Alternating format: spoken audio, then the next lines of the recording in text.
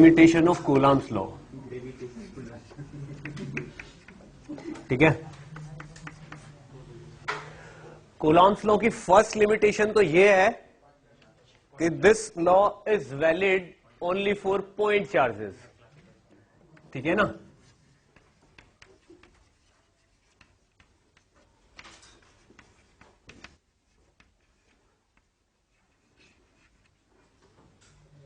Only for point charges. ठीक है, अब ऐसा क्यों है? ठीक है ना, ये वैलिड तो सब चीजों के लिए है, पर सही रिजल्ट ये पॉइंट चार्जेस के केसेस में ही देता है। ठीक है ना, वैलिड तो ये सब जगह है, पर सही रिजल्ट ये पॉइंट चार्जेस के केसेस में ही देता है। ऐसा क्यों है? क्योंकि मान लो ये कोई बॉडी है, ठीक है ना, और इससे किसी डिस्टेंस पे कोई दूसरी बॉडी रखी हुई है, ये वाली डिस्टेंस है r। मान लो ये वाला चार्ज q1 है और ये वाला चार्ज q2 है, और आपको वैसे ही कोई बोलता है कि दो चार्जेस हैं q1 एंड q2, ठीक है, दोनों के बीच की डिस्टेंस है r, तो दोनों के बीच में फोर्स कितना होगा? तो आप वहीं पे बैठे बैठे कैलकुलेशन करके दे दोगे k q1 q2 by r square. ठीक है ना, दोनों अलग हो जाओ, कैसे भी कहीं भी बैठो। वो पीछे वाले बैग और तुम कौन दोनों? ठीक है, तो आप आंसर कर दोगे कि k q1 q2 by are square. ये तो थ्योरेटिकल आंसर होगा, ये तो थ्योरेटिकल आंसर होगा ना, जो बिना किसी उसके केवल इंफॉर्मेशन के बेसिस पे आपने दे दिया। ठीक, लेकिन प्रैक्टिकली रिजल्ट ही कुछ और होगा, क्योंकि अगर ये पॉजिटिव चार्ज है और ये नेगेटिव चार्ज है, तो इस चार्ज का सेंटर थोड़ा सा शिफ्ट हो जाएगा आगे। क्यों? वो अट्रैक्ट करेगा इसको। ठीक, अब ये नेगेटिव है तो इसका सेंटर भी थोड़ा सा आगे हो जाएगा, और आर की इफेक्टिव वैल्यू इतनी रह जाएगी बस। ठीक है ना, तो ये थ्योरेटिकल रिजल्ट और प्रैक्टिकल रिजल्ट अलग अलग हो जाएंगे, इसका मतलब सही रिजल्ट नहीं आएगा। और अगर दोनों की नेचर सेम हुई तो इस चार्ज का सेंटर रिपल्शन की वजह से इधर शिफ्ट हो जाएगा, और इस चार्ज का सेंटर रिपल्शन की वजह से इधर शिफ्ट हो जाएगा। उस केस में इफेक्टिव आर ये वाला हो जाएगा। ठीक है ना, तो अगर ये पॉइंट चार्जेस नहीं है तो कूलम्स लॉ अप्लाई करना बहुत मुश्किल है, वो सही रिजल्ट नहीं देगा। ठीक है ना, इसलिए ये केवल पॉइंट चार्जेस के लिए वैलिड है। यहां पे थ्योरेटिकल और प्रैक्टिकल रिजल्ट नहीं मिलते, वही तो बोलते हैं कि यहां पे वैलिड नहीं है। ठीक है ना, अब दूसरा ड्रॉबैक क्या है इसका? ठीक है ना, दूसरा ड्रॉबैक ये है कि ये नहीं, दूसरा ड्रॉबैक ये है कि जो दो चार्जेस हैं, ठीक है ना, ये केवल स्टैटिक चार्जेस के लिए ही एप्लीकेबल है। ठीक है ना, ओनली फॉर स्टैटिक चार्जेस। ठीक, इस लिमिटेशन का मीनिंग क्या है? इस लिमिटेशन का मीनिंग ये है कि मान लो अगर ये पॉजिटिव चार्ज है, ठीक है, और एक पॉजिटिव चार्ज ये है, अगर इस पॉजिटिव चार्ज को आप चला दो तो moving charge is equivalent to a current. Moving charge is equivalent to a current. ठीक, और ये करंट अपने चारों तरफ मैग्नेटिक फील्ड जनरेट कर देगी। उस मैग्नेटिक फील्ड में ये दूसरा वाला चार्ज आ जाएगा। ठीक है ना, अब अगर ये वाला चार्ज भी मूविंग है, ठीक है ना, तो इसके मैग्नेटिक फील्ड में अगर कोई चार्ज मूव करेगा तो उस पर मैग्नेटिक फोर्स लगना शुरू हो जाएगा। तो एक तो इलेक्ट्रोस्टैटिक फोर्स और दूसरा मैग्नेटिक फोर्स, एक साथ दो फोर्स लग जाएंगे, तो रिजल्ट सही नहीं आएगा, गलत हो जाएगा। ठीक है ना, तो इन दोनों का मूवमेंट एक साथ होना, ठीक है ना, कूलम्स लॉ के रिजल्ट को गलत कर देगा। तो ये चार्जेस मूविंग नहीं होने चाहिए। क्या अगर एक मूविंग है, मान लो ये तो मूविंग है, ठीक, और ये स्टेशनरी है, क्या वैलिड है? अब वैलिड है, अब वैलिड है, क्योंकि इसका मैग्नेटिक फील्ड तो होगा, नो डाउट, पर रुके हुए चार्ज पे मैग्नेटिक फोर्स नहीं लगता। एक तो मैग्नेटिक फील्ड होना चाहिए, ऊपर से चार्ज उस मैग्नेटिक फील्ड में मूव करना चाहिए, तब उस पर फोर्स लगता है। अब इसके लिए मैग्नेटिक फील्ड तो अवेलेबल है इसका, पर ये मूव नहीं कर रहा है, इसलिए इस पे मैग्नेटिक फोर्स कितना हो जाएगा, 0, और इलेक्ट्रोस्टैटिक फोर्स कितना हो जाएगा, नॉन जीरो। तो रिजल्टेंट में केवल प्योर इलेक्ट्रोस्टैटिक फोर्स आएगा, और कूलम्ब्स लॉ बिल्कुल सही रिजल्ट देगा यहां पे, ठीक है ना। लेकिन अगर ये मूविंग हो गया तो आपके पास ये वाला फोर्स भी नॉन जीरो आ जाएगा और रिजल्ट कुछ और ही होगा, केवल कूलम्ब्स लॉ नहीं होगा, कूलम्ब फोर्स नहीं होगा। क्या बात समझ में आई? कौन सा? खुद के मैग्नेटिक फील्ड में खुद पे फोर्स नहीं लगता। कोई भी चार्ज खुद, मान लो ये पॉजिटिव चार्ज है, ये खुद से ही रिपेल नहीं होगा, ठीक है ना, बस वही है। खुद के मैग्नेटिक फील्ड से खुद पे कभी फोर्स नहीं लगता। पता चला ये पॉजिटिव चार्ज है, अरे मैं तो पॉजिटिव, रिपेल किससे होगा रिपेल? मैं भी पॉजिटिव और मैं भी पॉजिटिव, रिपेल नहीं होगा। समझ में आया ना? तो थोड़ी सी कॉमन सेंस भी जरूरी है। बात समझ में आई? तो ये बहुत छोटी सी लिमिटेशंस है, बहुत एक नंबर में आती हैं बोर्ड में कभी कभी, दोनों। बस बोर्ड के लिए मैंने इनको बताया, नहीं तो मैं इनको केवल बोल के भी बता सकता था आपको, ठीक है ना। तो इनको 2 पॉइंट बना के लिखोगे तब आधा आधा नंबर मिलेगा। हाँ, डायग्राम बना दोगे तो खुशी हो जाएगा वो, हाँ उसको बहुत खुशी होगी। हाँ, इतनी खुशी उसे कभी नहीं होगी जितने आपके डायग्राम देख के होगा। याद है ना कुछ? हाँ, चलो, इसमें कोई दिक्कत तो नहीं है ना? कुछ ज्यादा समझ में तो नहीं आ रहा? हाँ, बस उतना ही समझना जितना बताऊं मैं, ठीक। अब कुछ प्रॉब्लम्स है, ठीक है ना, जो मतलब एक्चुअली बस क्वेश्चन ही है, कॉन्सेप्ट भी वही है और क्वेश्चन भी वही है, ठीक। देखिए क्या है, मान लो 2 पॉजिटिव चार्ज है, ठीक है। अगर स्पेस में इनको फ्री छोड़ दिया जाए तो क्या रुके रहेंगे? ठीक है ना। स्पेस में इन दोनों को फ्री छोड़ दिया ऐसे, तो ये एक दूसरे से रिपेल हो जाएंगे और इनफाइनाइट डिस्टेंस पे पहुंच जाएंगे एक दिन।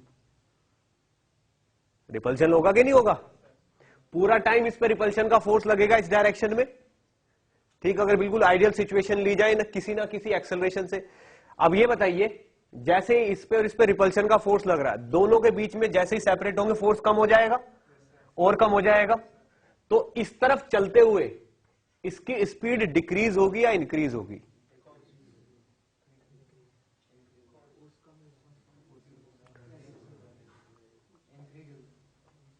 मान लो यहां पे है, ये ऐसे रिलीज कर दिया मैंने इनको, तो जैसे जैसे दूर जा रहे हैं फोर्स कम होता जा रहा है दोनों के बीच में।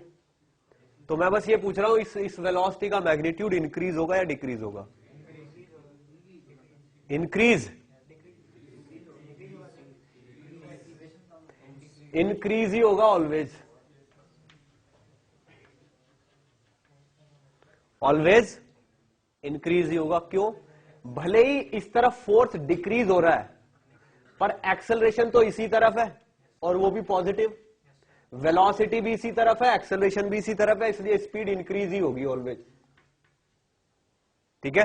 तो जितनी दूर जाते जाएंगे स्पीड उतनी बढ़ती जाएगी, ठीक। क्या आप मुझे इसकी वेलोसिटी वर्सेस टाइम का ग्राफ बता सकते हो कैसा होगा? जैसे ही बिहेवियर कैसा? 3 ऑप्शन दे देता हूं मैं, नहीं तो तुम लोग हाथ इधर उधर कर ऐसे किया था।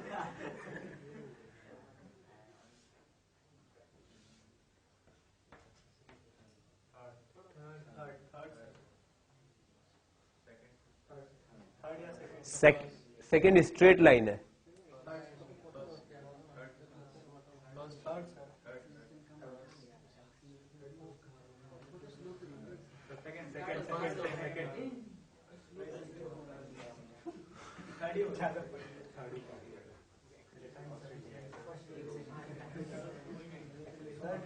कितने लोगों के लिए थर्ड सही है?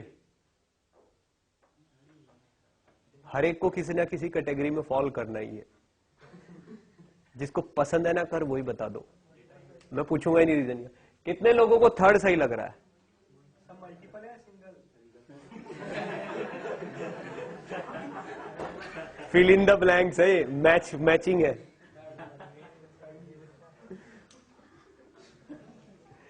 कितने लोगों को सेकंड सही लग रहा है? फर्स्ट कितने लोगों को सही लग रहा है? अच्छे से हाथ उठाओ, ऐसे नहीं, पता चलना तुम्हारा ही हाथ है। ओके, खैर फर्स्ट सही है, ठीक है। देखो वेलोसिटी कांस्टेंट रेट से बढ़ रही है, ये तो तब होगा जब फोर्स की वैल्यू कांस्टेंट रहेगी, क्योंकि फोर्स कांस्टेंट तो एक्सेलरेशन कांस्टेंट, तो ये लाइन तो तब आएगी।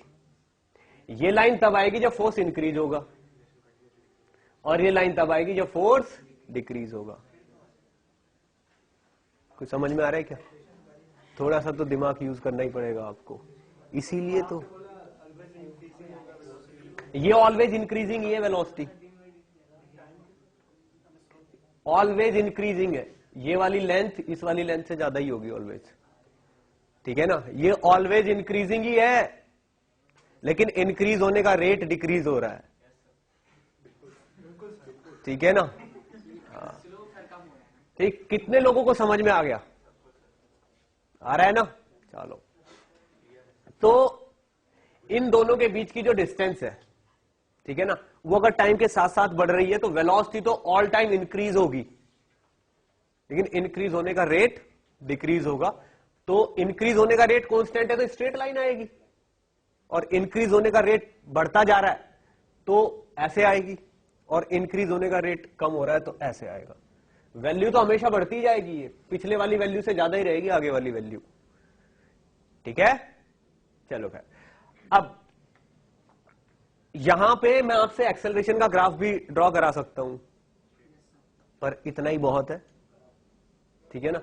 एक्सेलरेशन का ग्राफ कैसा होगा मैं फिर से पूछ लेता हूं।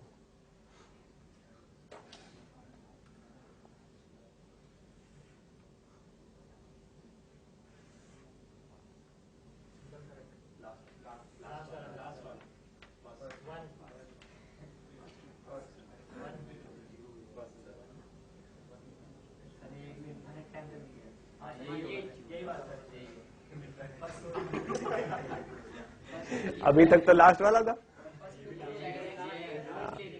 ये वाला सही होगा, ठीक है ना, क्योंकि इनफाइनाइट पे भी जाके फोर्स जीरो नहीं होगा, इसलिए एक्सेलरेशन इनफाइनाइट पे भी जाके जीरो नहीं होगा, इसलिए ये वाला ऑप्शन सही आएगा, ठीक है। आपको तो बस जो दिखा दो उसी में, ठीक। चलो खैर, तो यहां पे सिचुएशन क्या थी कि ये पॉजिटिव और ये पॉजिटिव कभी एक दूसरे के पास नहीं टिक सकते, हमेशा दूर ही जाएंगे, ठीक। तो इन्हें अगर रोक के रखना है यहीं पे, एक नेगेटिव लाना पड़ेगा यहां पे, तो दोनों रुके रहेंगे, ठीक है। देखो चेहरे ऐसे फूल की तरह खिले हुए हैं दो चार के, तो जैसे सब कुछ समझ आ गया हो आज, ठीक। तो यहां पे अगर नेगेटिव चार्ज ले आओ तो ये कहीं नहीं जाएंगे दोनों, रिपल्शन भी भूल जाएंगे। तो क्या होगा, ये नेगेटिव चार्ज इन दोनों को स्टेबल कर दिया इसने, ठीक। अब ये बताइए मुझे, इसकी कोई भी वैल्यू इन दोनों को स्टेबल कर देगी या एक पर्टिकुलर वैल्यू होनी चाहिए? एक पर्टिकुलर वैल्यू होनी चाहिए, ना उससे कम चलेगी ना उससे ज्यादा, क्लियर। अब अगर मैंने इस पार्टिकल को, इस वाले पार्टिकल को थोड़ा सा राइट में शिफ्ट कर दिया, ठीक है, इस पार्टिकल को थोड़ा सा राइट में शिफ्ट कर दिया मैंने, तो क्या ये वापस आएगा? एसएचएम नहीं होगी यहां पे। चलो, अगर इसको मैंने थोड़ा सा राइट में शिफ्ट कर दिया तो इन दोनों के बीच की डिस्टेंस कम हो जाएगी, फोर्स बढ़ जाएगा, और फोर्स तो अट्रैक्शन का है, इसलिए ये यहां पे जाके चिपक जाएंगे। ठीक है, तो अब मैं क्या करता हूं, इसको ऊपर की तरफ शिफ्ट करता हूं यहां पे। ठीक है ना, अब क्या होगा, अब अगर इसको मैंने यहां पे पहुंचा दिया तो ये वाला चार्ज तो इसको अपनी तरफ खींचेगा और ये वाला चार्ज इसको अपनी तरफ खींचेगा और इस पे लगेगा दोनों का रिजल्टेंट, दोनों का रिजल्टेंट लगेगा डाउनवर्ड डायरेक्शन में। तो अगर इसको आपने ऊपर की तरफ शिफ्ट किया तो इस पे नेट फोर्स लगेगा नीचे की तरफ। आप शिफ्ट तो ऊपर कर रहे हो, फोर्स लग रहा है नीचे, ये तो एसएचएम की कंडीशन हो गई। ठीक है ना, तो इस केस में एसएचएम हो जाएगी अगर आप इसको वाई डायरेक्शन में शिफ्ट करोगे तो। ठीक है, अब ये नेगेटिव था, अगर केस ये होता कि ये पॉजिटिव है, ठीक है ना, और ये भी पॉजिटिव है। ठीक है, ये पॉजिटिव है, ये पॉजिटिव है और बीच में हमने पॉजिटिव रख दिया। ठीक, इन दोनों को मैंने पकड़ के रखा हुआ है, हिंज्ड है।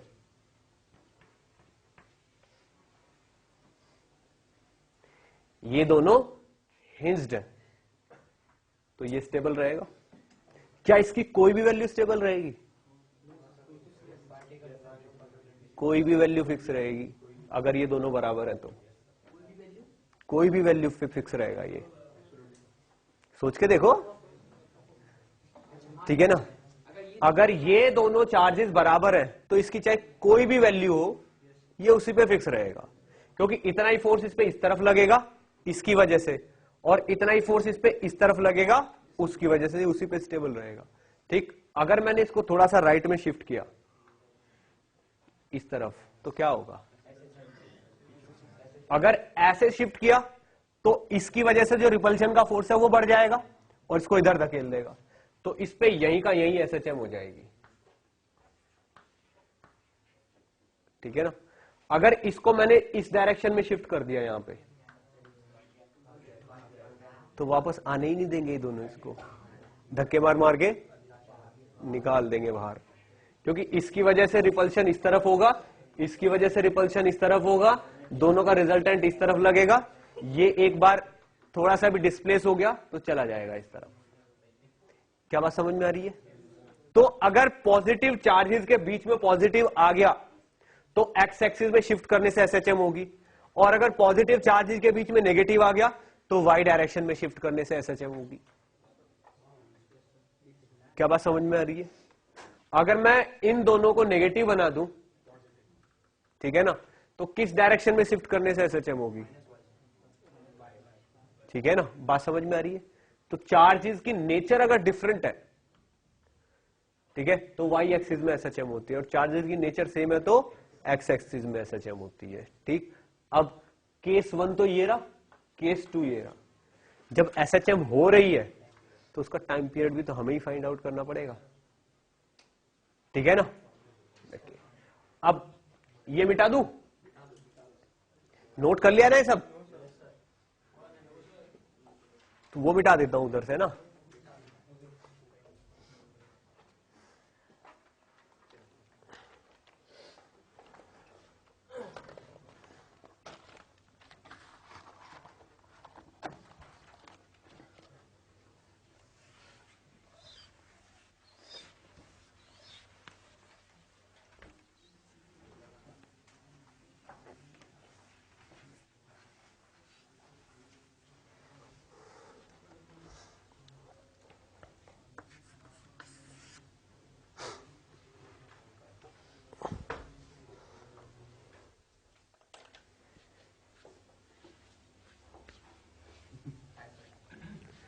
आराम से ही बैठे रहो,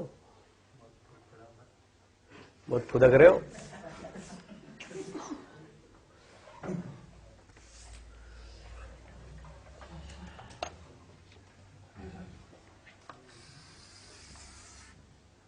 चलो, इस केस में हम टाइम पीरियड फाइंड आउट करते हैं।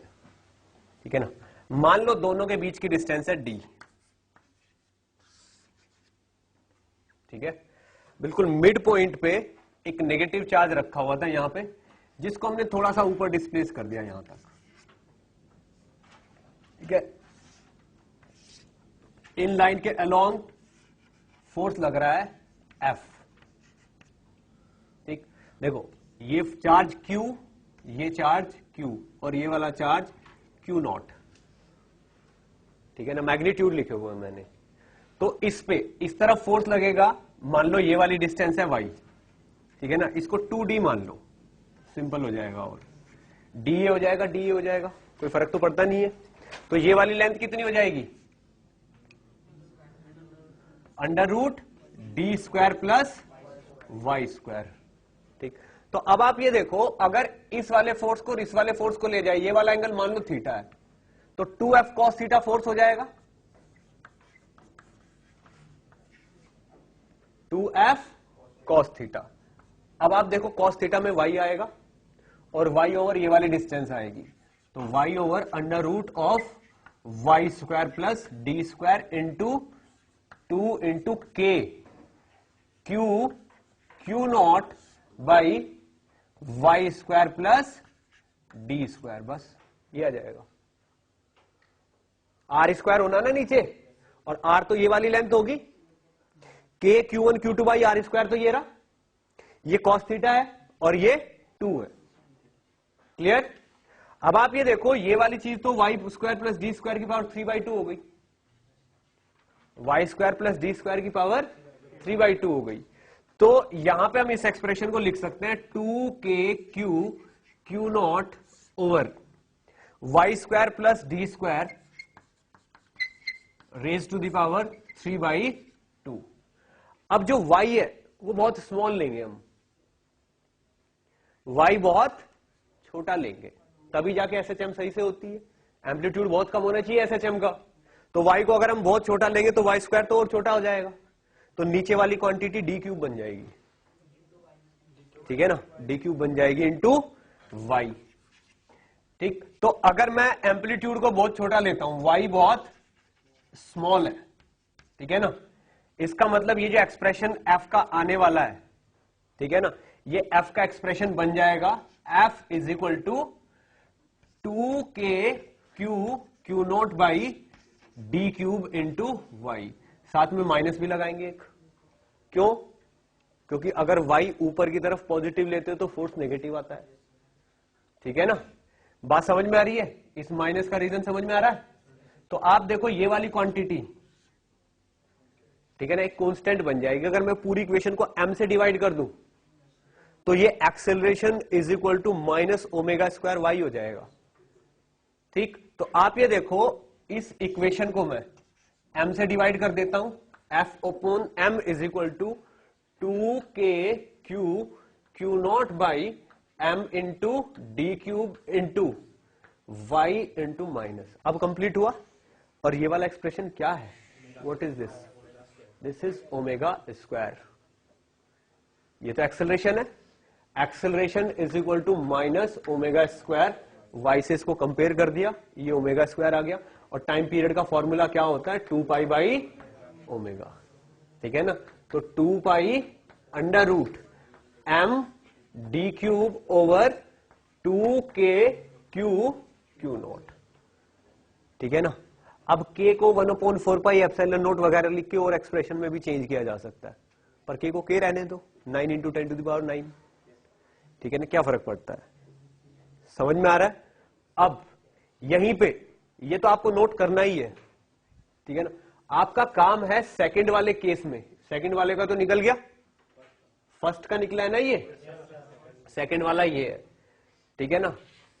सेकंड वाले केस का मुझे टाइम पीरियड निकाल के दिखाओगे आप, 5 मिनट का टाइम है आपके पास, ठीक है ना। और T1 मान लो फर्स्ट केस का टाइम पीरियड तो T1 है, और सेकंड केस का कितना है, T2। T1 बाई T2 बताओगे क्या होना है फाइनली, वही है, सारे डेटा यही है, सारे डेटा यही है।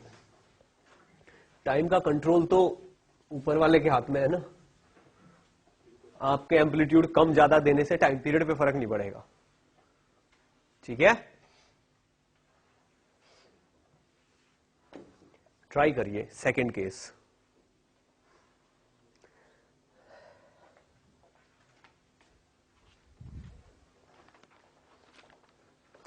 पढ़े लिखों को पढ़ाना थोड़ा सा मुश्किल होता है, पता आपको? आप लोग थोड़ा सा पढ़ चुके हो ना पहले।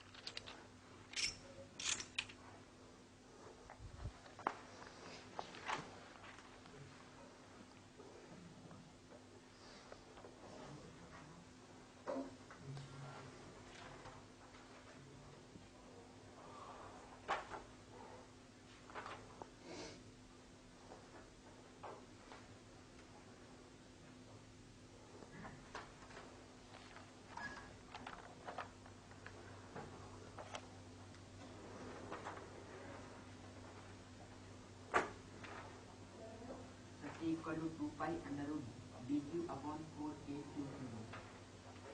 एक्सप्रेशन तो ऑलमोस्ट ऐसा ही आना है, ठीक है ना? एक्सप्रेशन ऑलमोस्ट ऐसा ही आना है, बस कॉफिशिएंट बदलेगा, न्यूमेरिकल कॉफिशिएंट।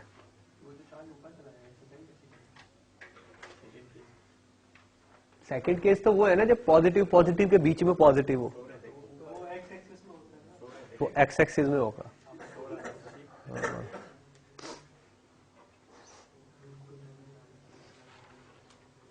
फोन तो नहीं बज रहा पेंट वेंट में, तभी लॉस्ट होता है इंसान। √2 या तो √2 होगा या 1/√2 होगा, वो आपकी मर्जी है किसको ऊपर नीचे करते हो आप। √2 सही है लेकिन ठीक। देखो क्वेश्चन पूछने का पर्पज ये नहीं है कि आपको समझ आया कि नहीं आया, क्वेश्चन करने की आदत पड़ना बड़ी बात होती है, आंसर तक पहुंचना, ठीक है? देखो सिचुएशन लेते हैं यही वाली बिल्कुल, एक पॉजिटिव चार्ज यहां पे है, एक पॉजिटिव चार्ज यहां पे है, दोनों के बीच में एक छोटा सा पॉजिटिव चार्ज है, इसको Q मान लो, इसको Q मान लो और इसको Q0 मान लो। मान लो आपने इसको x डिस्टेंस शिफ्ट कर दिया यहां से, तो पॉजिटिव चार्ज यहां पहुंच गया।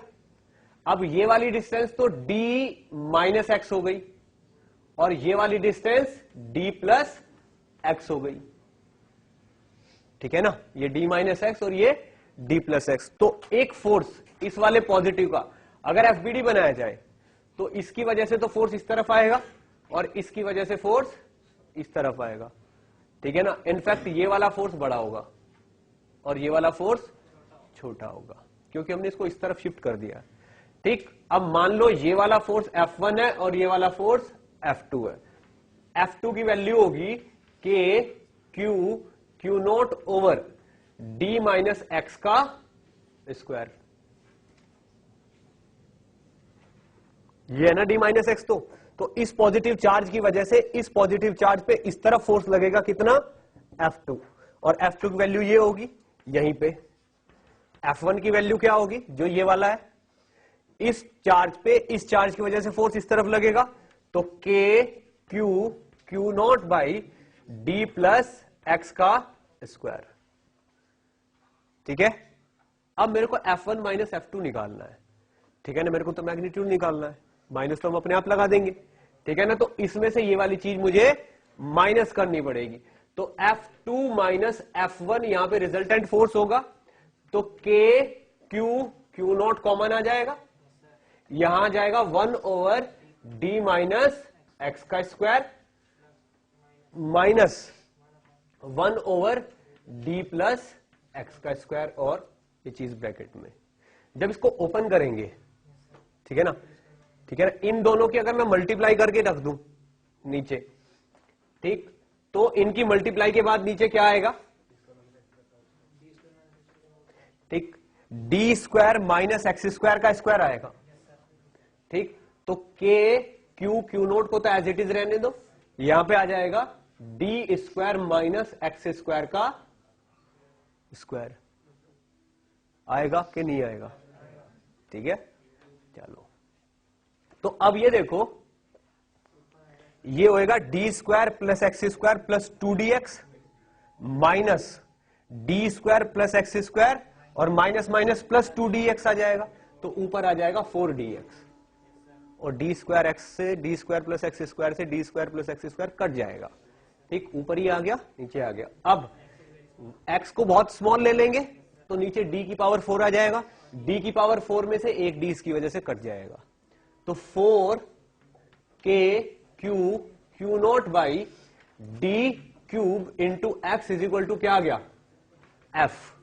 साथ में माइनस अपनी मर्जी से टेक दो, क्यों, इधर की साइड खिसकाते हैं तो नेट फोर्स उधर की साइड जाता है, ठीक है ना। ये जो फोर्स हम निकाल रहे हैं एफ एक्चुअल में क्या है, F2 माइनस F1 ही तो है, F2 माइनस F1 की वैल्यू तो उधर होगी, डायरेक्शन तो उस साइड में होगी, और शिफ्ट हमने इस तरफ किया तो इसलिए माइनस हमने अपनी तरफ से लगा दिया। अब दोनों को अगर मैं m से डिवाइड कर दूं तो ये वाली चीज क्या बन गई, ये चीज तो ओमेगा स्क्वायर बन गई।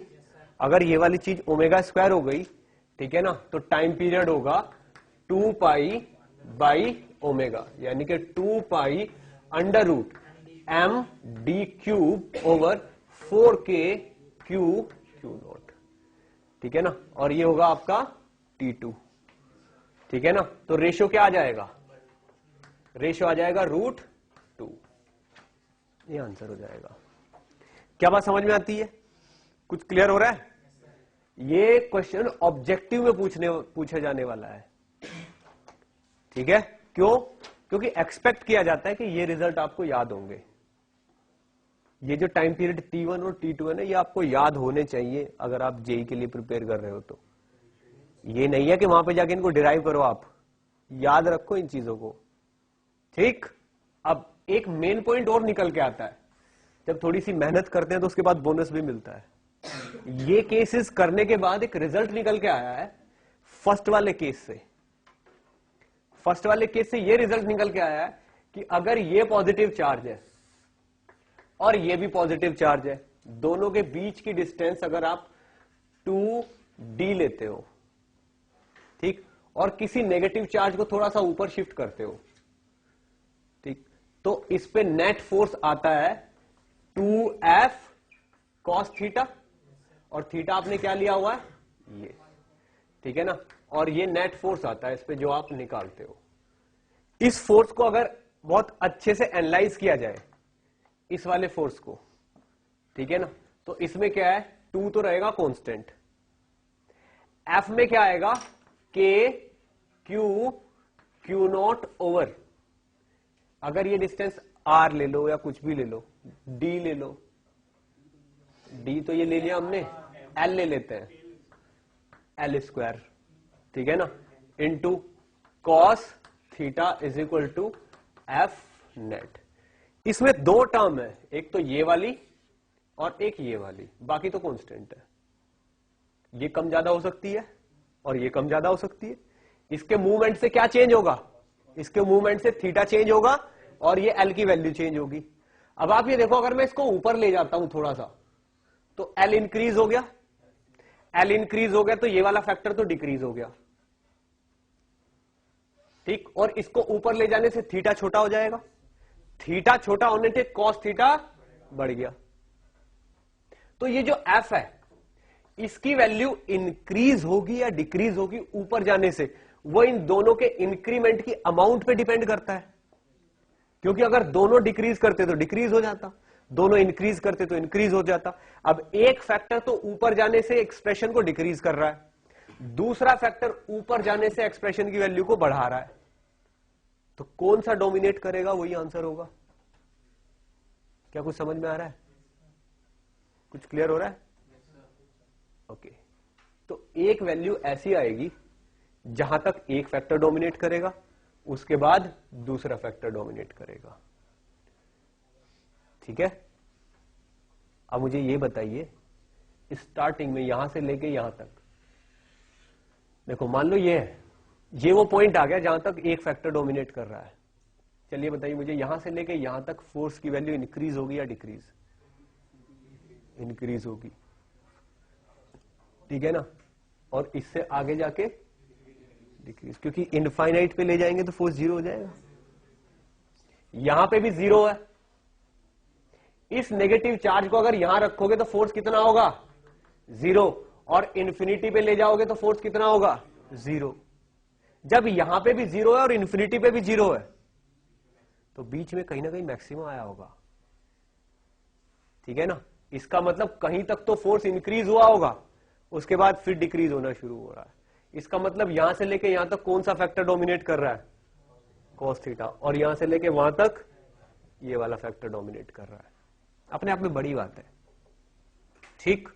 अब अगर मैं यहीं पे ग्राफ ड्रॉ करने, मुझे ग्राफ बनाने को दिया जाए कि यहां से लेके इनफाइनाइट तक फोर्स का ग्राफ बनाइए, ये डायरेक्शन में फोर्स पॉजिटिव और ये डायरेक्शन में फोर्स नेगेटिव, तो फोर्स का ग्राफ आएगा इस तरीके से। एक पॉइंट ऐसा आएगा ना जहां पे फोर्स की वैल्यू मैक्सिमम होगी। यहां तक तो फोर्स इंक्रीज होगा, देखो ये फोर्स पॉजिटिव डायरेक्शन में जा रहा है। ये ग्राफ मैंने ऐसे बनाने की बजाय ऐसे बना दिया है।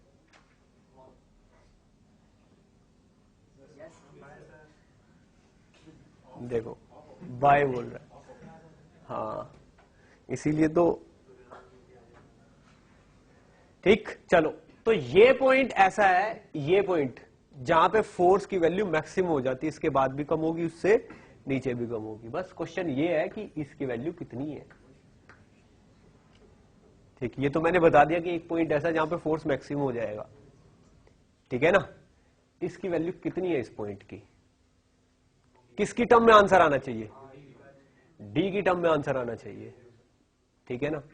बताइए क्या आएगा? हाँ हाँ, एग्जैक्टली करो और आंसर बताओ। 2 मिनट का टाइम है आपके पास। पहले तो बताओ क्वेश्चन कितने लोगों को समझ में आ रहा है जो मैं पूछ रहा हूं? समझ में आ रहा है? आधे लोगों को आंसर भी पता है, बट दे आर कंफ्यूज्ड। कहीं ये डी की टर्म में तो नहीं याद हमें, और कहीं ये 2D की टर्म में याद है। इसलिए सॉल्व करिए और अभी निकालिए। आदत पड़नी ही चाहिए आपको सॉल्व करने की।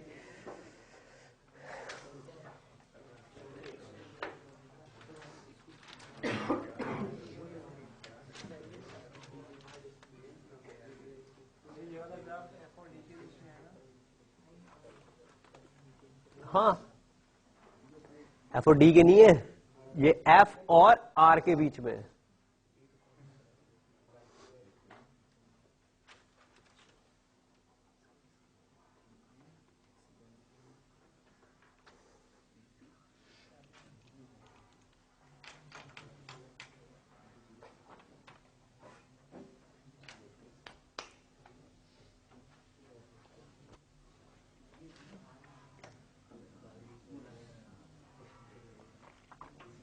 सही है, dy√2 आंसर सही है,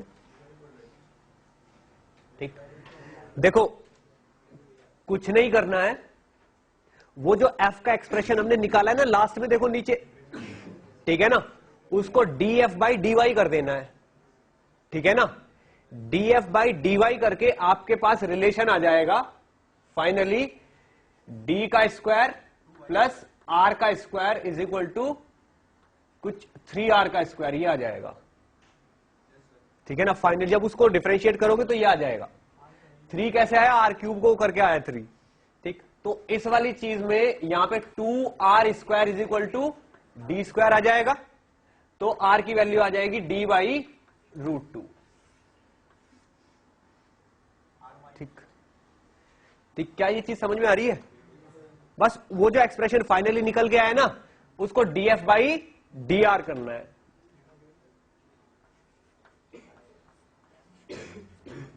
ठीक। वो आप संभाल ही लोगे कैसे करना है, dr करना है या dy करना है, ठीक है ना। क्योंकि जो चीज मैंने r ले रखी है ना, उसमें y ली हुई है, ठीक।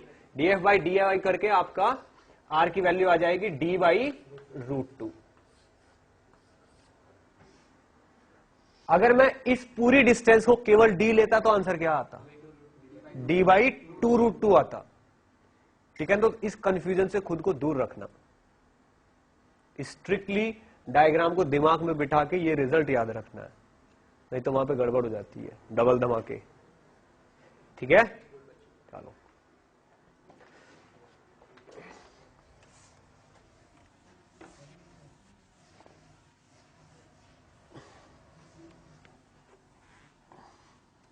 अब क्वेश्चन एक ही बार पूछूंगा, दोबारा रिपीट भी नहीं करूंगा मैं।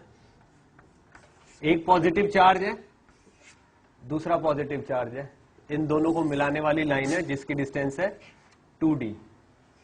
ठीक, एक नेगेटिव चार्ज है, ठीक है ना।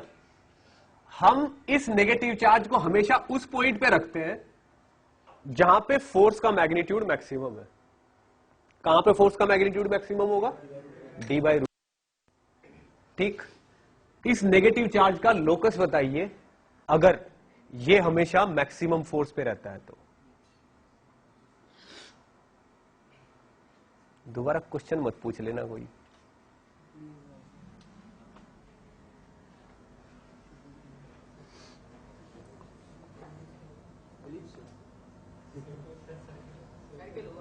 सर्कल।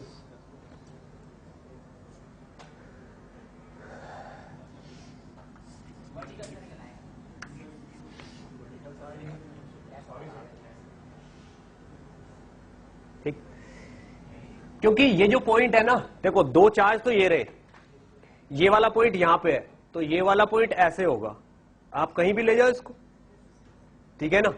तो एक टाइप से ये सर्कल होगा यूं, जिसका सेंटर ये होगा और इसकी रेडियस ऑलवेज कितनी रहेगी? d/√2। अगर ये वाली डिस्टेंस 2d है तो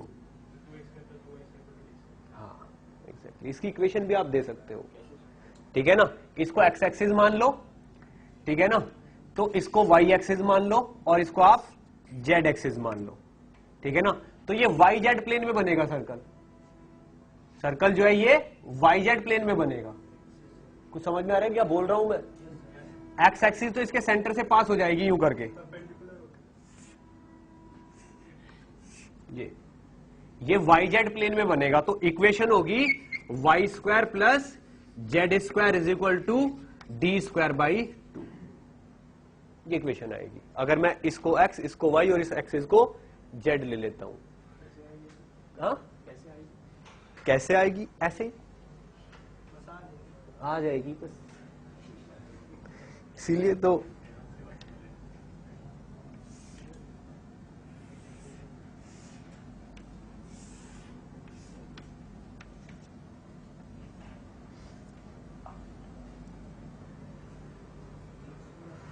समझाना बहुत मुश्किल है, कुछ लोगों को समझ में आ गया होगा।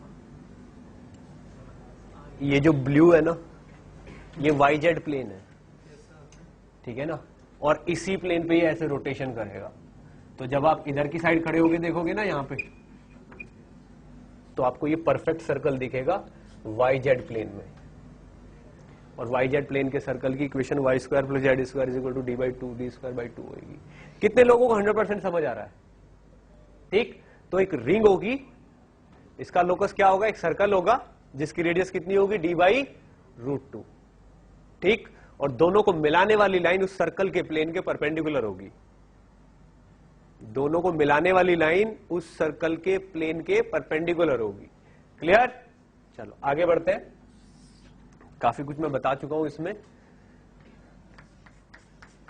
एक क्वेश्चन और लो।